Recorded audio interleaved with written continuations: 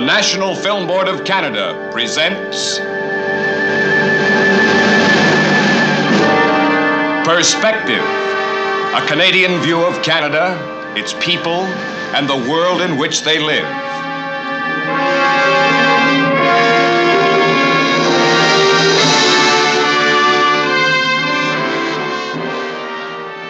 This week, Perspective presents Fighter Wing by William Weintraub.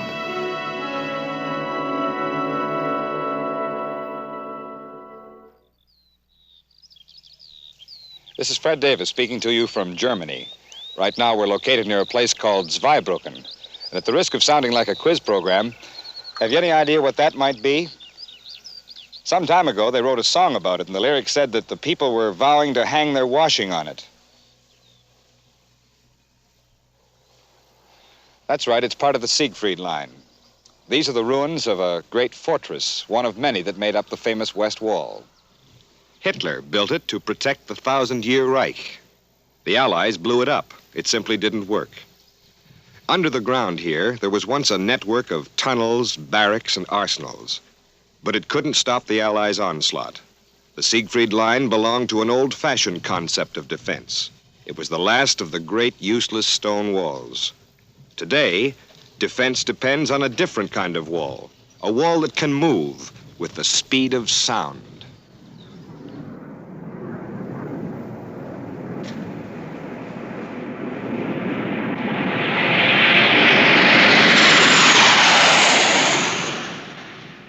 Sabre jets of the Royal Canadian Air Force.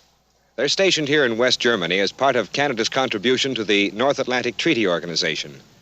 There are 4 Canadian bases like this in Germany and France. This one is known as Number 3 Fighter Wing. It's here to stop an enemy if he ever comes this way. In a few minutes, you'll see how that would be done. These are some of the best daytime fighter planes in squadron service. They're built in Montreal. The engines come from Toronto. And there are skilled technicians here from every part of Canada to see that they're always ready to take to the air. And pilots ready, too. Hidden behind their relaxation is a constant alertness. I was surprised by the youth of these pilots. Their average age is under 24, but they fly airplanes worth $250,000 each. Zoli Tothpal of Niagara Falls is only 22, but he's one of the best pilots in his squadron. Jack Pennycook of Toronto, 23. Bob Freeborn of Winnipeg, 23. Lloyd Hubbard of Calgary and Jerry McCulley of Rothsay, New Brunswick are the old men of the outfit. Lloyd is 33 and Jerry is 35. Ken Williams of Kamloops, British Columbia is 25, and Pete Conroy, North Battleford, Saskatchewan, is 27. Off duty as well as on, Pete Conroy finds being in Europe a stimulating experience. He's a sports car enthusiast, and this is the place for it. On Germany's famous Autobahn, straight, wide express highways, driving is a real pleasure. And there's so much to see in this part of the world, so much to do. And for an amateur photographer like Pete, there's never any lack of subject matter. With his sports car and camera, Pete has visited half a dozen countries since he came to Europe. He's been to England, France, Belgium, Luxembourg, Switzerland, Denmark, and Holland. And he'll visit several other countries before his tour of duty is over and he goes back to Canada again. The trouble is, there are so many interesting things to see in Europe that it's hard to choose where to go. Even for one-day excursions, not far from the air station, there's a variety of fascinating places to visit.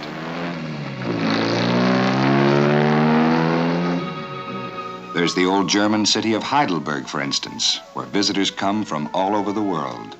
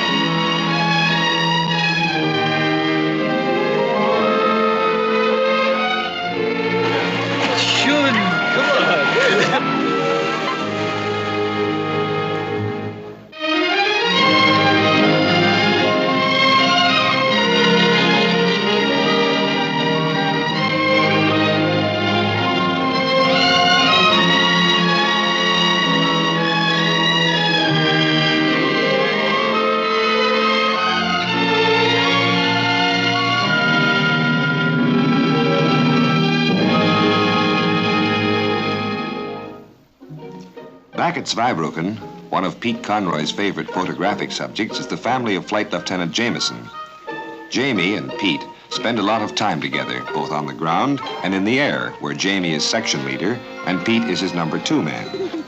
Jamie is 37 and comes from Toronto. He's been a pilot for 14 years now. About a year ago, he and his family were posted to Germany. Fred, we use these aircraft models for practice recognition purposes.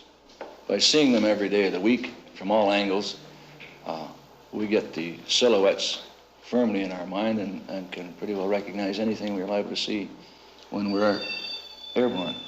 Some of these look almost identical to me. That's true, and that's our big problem. I have taken 2 down here just to demonstrate. Here are a pair. Can you point out any differences you see there? Well, this one's a little larger, isn't it? That's right, but if you saw it by itself in the air, you'd have nothing to compare it with. Points we look at, or look for, are the fact that this one, if you look at it, has a low wing mounting, whereas this one is mid-wing. Mm-hmm. The nose configuration is quite different, and the tail difference is quite noticeable. Mm-hmm. Well, how would you attack an aircraft of this kind? Well, Fred, it's a case of teamwork, and one of the tactics we'd use is the old standby of coming in out of the sun. Oh, to blind the gunner's eyes, eh?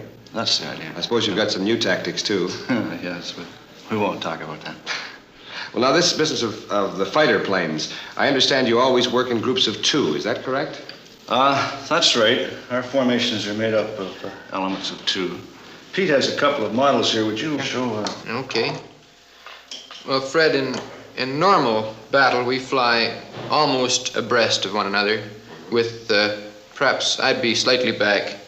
And in this position, we cover each other extremely well. All the sky is covered. Now, however, if we see a bomber such as we just discussed, and we are to investigate or make an attack on it, I'll drop back into a position almost line astern to Jamie, and by moving back and forth through his line of flight, and by checking over my shoulder, right from 6 to 6 both ways at all times, I can cover the entire sky to the rear, while Jamie is responsible for all the sky in front of us, as well as the target aircraft. Now, what would you do if an enemy fighter came in to attack you? Would you break off and go after him? Oh, no. If an enemy were to attack us, I call his position. To Jamie? To Jamie, yes. And we carry on with the attack until such time as that enemy aircraft is in a position where he could open fire or be at least quite a hazard to us. And at that point, then, we would break into the enemy aircraft. In other words, a violent turn towards the aircraft which is attacking us. But even at that time, I stay with Jamie, even in the break. Okay, green section, you're now on 10. That's us, Pete. I got to change. Roger, Jamie. Oh, see you later, eh, Fred? Okay, Pete. All right, green section, you're on 10. That meant Pete and Jamie's section were being put on 10 minutes readiness. They had to be ready to go up in 10 minutes if necessary. And so they had to change into their flying suits and get out to the planes. It was the beginning of an exercise that would show what would happen if enemy planes were to attack this area. I was going to watch this exercise and have it explained to me by Flying Officer Dave Fry. Dave? Yes. Dave Fry? Oh, hello, Fred. How are you? Fine, thank you. I think for a start, we should watch this. It's a fast turnaround. Fast turnaround? What's involved in that? Well, these 2 aircraft have just landed. Now they're being checked over by the ground crew. They're getting more fuel and ammunition. They should be ready to go up again within a few minutes. You see, this is part of the exercise too, Fred. It's being done against the clock. Speed is pretty important then, is it? Oh, right. In this business, everything depends on speed. Under actual battle conditions, of course, we have to be able to get our aircraft back up into the air again as soon as possible after they've landed for fuel and ammunition. That would give you more striking power, wouldn't it? Yes, it does, Fred. It also means, however, that we're less likely to be caught on the ground by attackers. Oh, here, Pete and Jamie. Well, that didn't take long. Hi, fellas. How do you? Are these the G suits I've heard about? That's right, Fred. They're actually called anti-G suits. Anti-G, what does that mean? Well, Fred, G, the letter G stands for gravity. Oh. And like every person has a weight, and it's actually caused by the gravity force of the Earth. Yes. Now, if we fly, it doesn't matter how fast we go, it doesn't mean a thing. G doesn't bother us, there is none. Yes. Other than the 1G we weigh. Yes. But if we go into a turn or pull up, then G, through centrifugal force, starts to take place. Well, now, how do these suits correct the condition? Well, they're initially form-fitting, Fred, as you can see.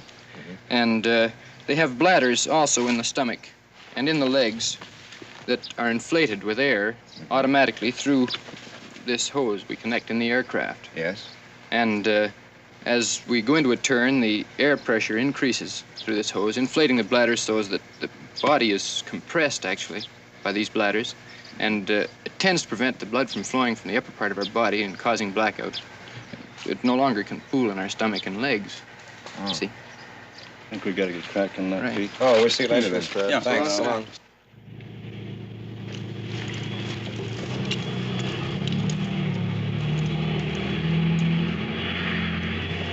Do they take off now?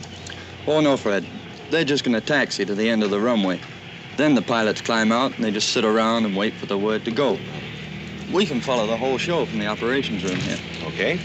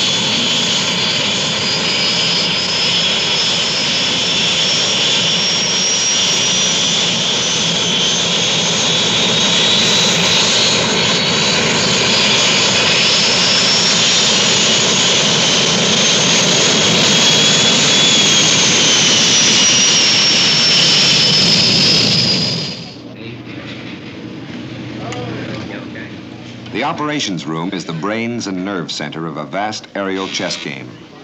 The plotting board shows the map of Europe and the positions of all aircraft flying over the area. The information on the board comes from radar, which reaches up into the sky to show you where your own planes are and to spot an approaching enemy. Electronic eyes and ears funnel information into this room and then send battle orders to the fighters high above.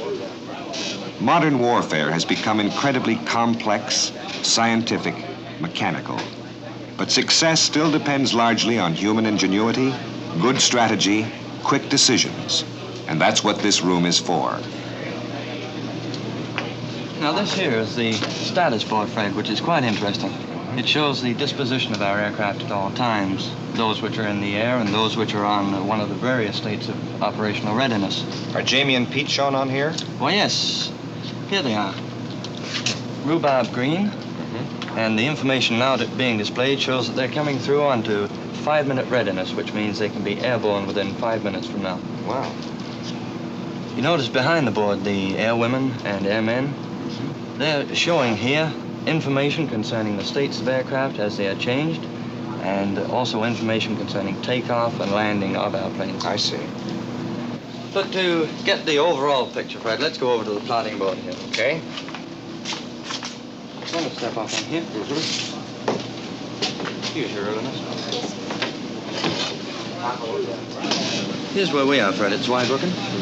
And over here, this solid line indicates the border of East Germany from where the enemy, so-called enemy, will come. Yes. Now, you'll see him indicated on the board by an arrow pointed in the direction he's flying. An arrow such as one of these. He'll be coming from here. Our fighters will be coming out of Zweibrücken to meet him and shoot him down before he reaches his target. And where will the target be? Well, his target could be anywhere in the industrial area of eastern France or western Germany. But for this instance, we've chosen Luxembourg. And how far is it from Luxembourg to the East German border? Ooh, roughly 200 miles. Now, that seems like quite a lot, but he'll be traveling at 600 miles an hour. To cover 200 miles will take him 1/3 of an hour, 20 minutes. we've got 20 minutes in which to stop them.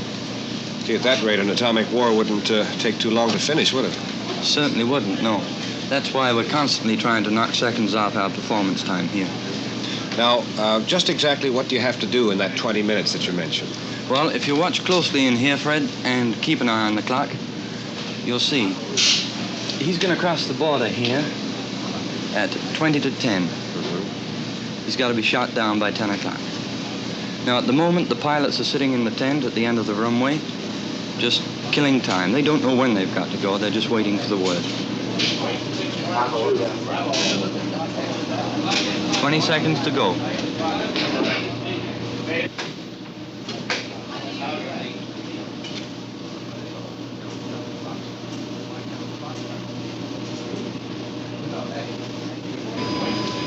Move green section over to standby. Roger.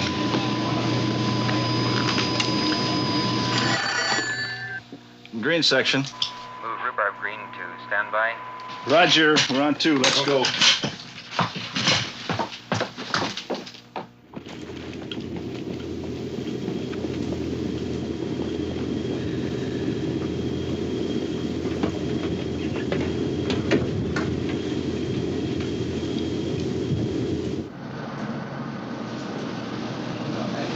What's going on now, Dave?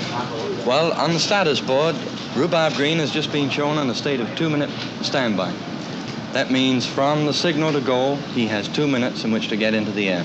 And when will that signal go through? Well, very soon now. The track on the board here is being picked up by a forward radar and told into us. We're identifying at the moment, and as soon as we're positive that that is our so-called enemy track, the boys will get the signal to go up after it.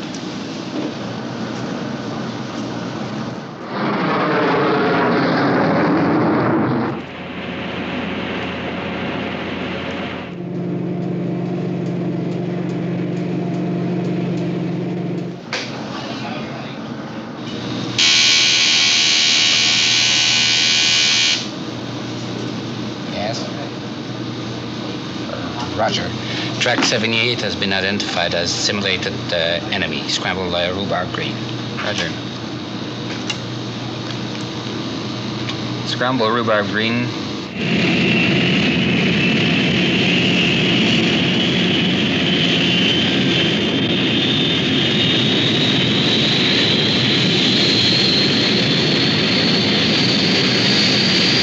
Vector 070. Make Angels 40. Contact topside 14 on F Fox. Hello, Control. This is Rhubarb Green. Vector 070. Make Angels 40. Contact topside 14 on F Fox. Green, roger out.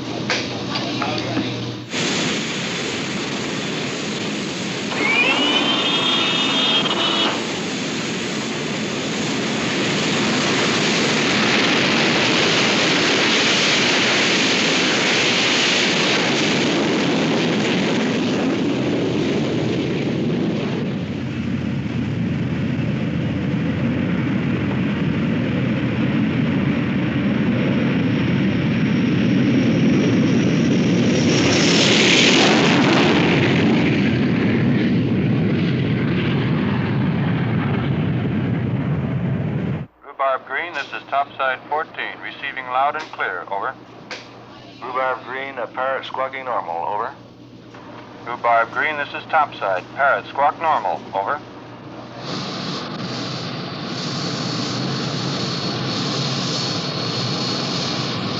Topside 14, this is Rhubarb Green, off Zweibrücken, 2 chickens, climbing 070 to Angels 40, over. Rhubarb Green, roger. We have you in radar contact, over. Now they're climbing to a fighting altitude, Fred, more than 8 miles up. And there isn't a lot of time left now before the enemy reaches his target. What was all that radio jargon we just heard? All code words, Fred. They're chosen because they don't get distorted too easily on the radio. Topside 14 is the call sign of our controller. Rhubarb Green is the call sign of James section. Angels, well, one angel is 1,000 feet. Would the fighter controller be located in here? Right, yes. He's at scope number 2 up here. Rhubarb Green, topside 14, vector port 360, over. Topside 14, this is Rhubarb Green, port 360, over. Rhubarb green, roger. One steady, 360. Your bogey is 2 o'clock, 70, over. What's a bogey, Dave? Oh, bogey is the word used for a target aircraft. Here, the controller's turned his section onto a new heading and told them that when they've taken up that heading, his target will be at 2 o'clock for a distance of 70 miles. So this entire strategy can be planned right here on the radar scope. Oh, right. Yes. Yes, you see, here's our enemy aircraft, or bogey here. Here's our fighter section. The problem now is that of final positioning. We must get our fighters in the best possible position for an attack on our bogey. Topside 14, this is Rhubarb green, steady at 360, Angels at 40, over. Rhubarb green, roger. Your target is now 1 o'clock, 50 miles. Tracking 240, 5,000 feet low, over.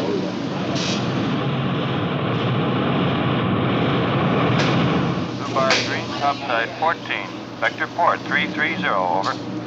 Rhubarb green, one steady, bogey will be 1 o'clock, 15 miles. Crossing starboard to port, 5,000 low, over. Topside 14, green turning port 330, over. Rhubarb green, topside 14, continue port 280. One steady, your bogey will be 1230, 5 miles, over. Topside 14, green, continuing port 280, over. Topside 14, green, steady on 280, over.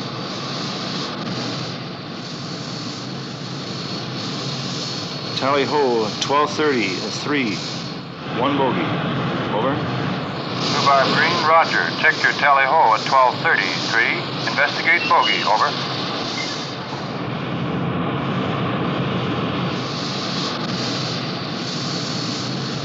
Topside, this is Rhubarb green, bogey identified as bandit, over. Rhubarb green, bag bandit, over.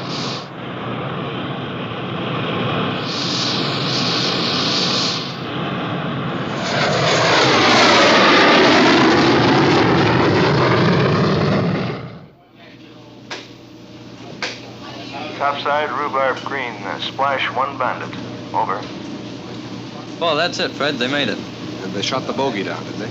Well, in theory, yes. Splash 1 bandit means 1 enemy aircraft is being destroyed. Green lead, green 2 damaged, over. Green 2, green lead checks. Topside 14, this is green lead, request to steer for base, over. Rhubarb green, topside 14, roger. Steered 220 for base. One steady, base is 12 o'clock, 50 miles. Your base weather requires GCA. We'll do a handoff from GCI to GCA. Your tower has been advised your number 2 man is damaged. Over. You see, in theory, Pete's aircraft has been damaged by enemy action. And what happens now? Well, he's just asked for his instructions for reaching home. The controller has given them to him. And to make things a bit more interesting, they're going to do a ground-controlled landing. Oh, you mean bad weather? Well, we're pretending for the sake of the exercise that base weather is closed in. They'll make a blind landing, and both will be guided all the way down by radar. Could we see them actually coming in? Well, if you like, yeah. Should we go out the field and see? Fine.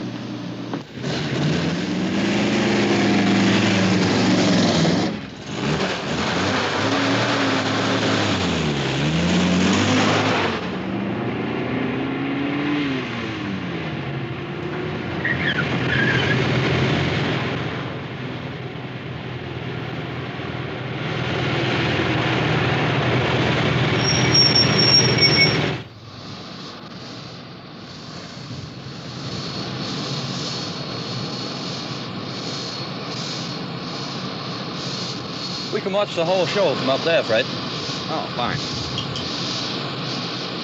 GCA, green descending to Angels 3, maintaining present heading, over. How are they doing? They're about 17 miles away. GCA is bringing them in. Oh, that's the thing, Fred. I didn't show you GCA on the way up. It's over here. Is that it with the revolving antenna on top? That's right. Seated in the large trailer there is an operator in the dark with his scope watching Jamie's section on the approach. Once they've established contact with each other, there's a constant conversation as the operator talks Jamie down onto the runway. Green lead GCA. You're now at 11 miles, and speedbacks officially perform landing cockpit check and advise. Roger, will advise. Roger, GCA. Cockpit check complete. Green lead GCA. You are approaching the glide path. Suggest final flap selection.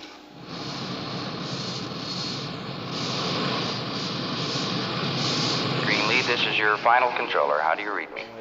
Roger, GCA. Read you 5 square. Over. They're coming into the stretch now, Fred. From this point on, the pilot doesn't acknowledge any more of his instructions. He just keeps listening to the operator and adjusting his controls accordingly. I see. How long will it be before he lands? Oh, not much more than a minute now. We should see them soon. Greenlead, this is your final controller. You're now on final approach for runway 4. Do not acknowledge further instructions. Maintaining 2,000, approaching 3 miles from touchdown. On the glide path now, commence descent. 700 feet per minute standard rate. 030 is your heading on course. Azimuth is good.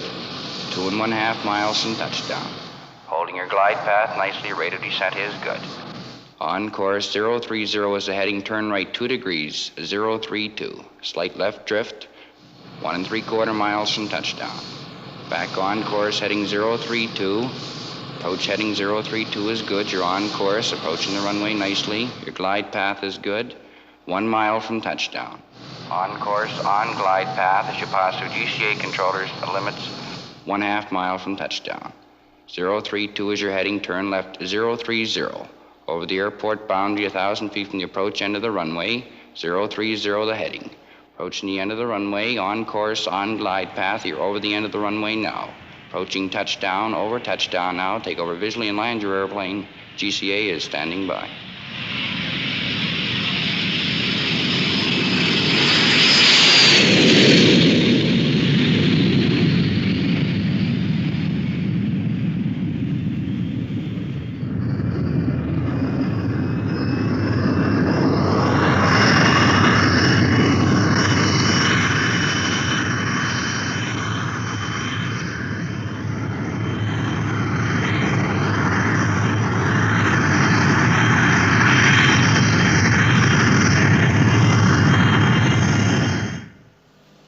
There we are, Fred. A perfect landing. It certainly was.